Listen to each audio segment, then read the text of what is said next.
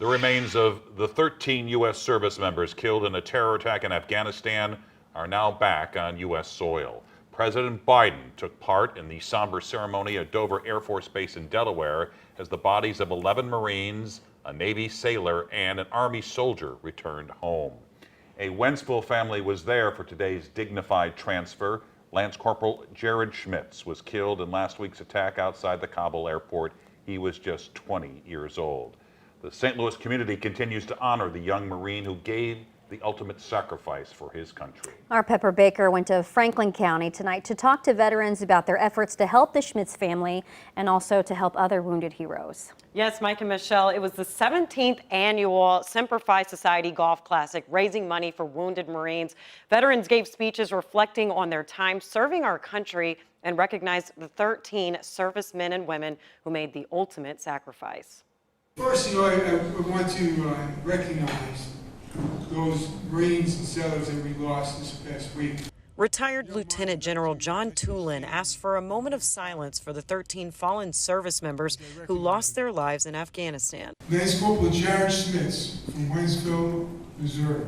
Tulin and Sergeant Marshall Kennedy were the guests of honor at the 17th annual Semper Fi Society James T. Conway Golf Classic. Kennedy was wounded in Afghanistan in 2011. You're angry, you're upset, you're hurting. You know that feeling. You know exactly what it's like to lose somebody.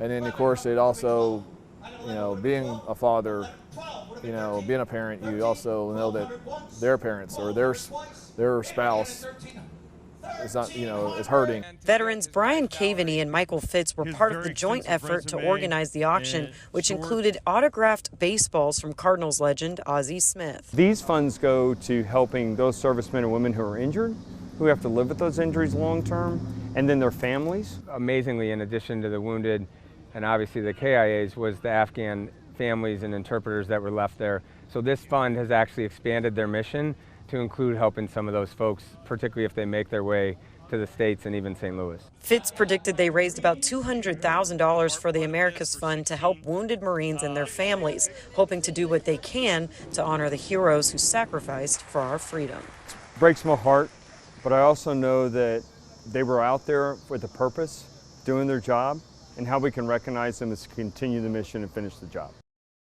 You can find more information to donate to their cause on KSDK.com.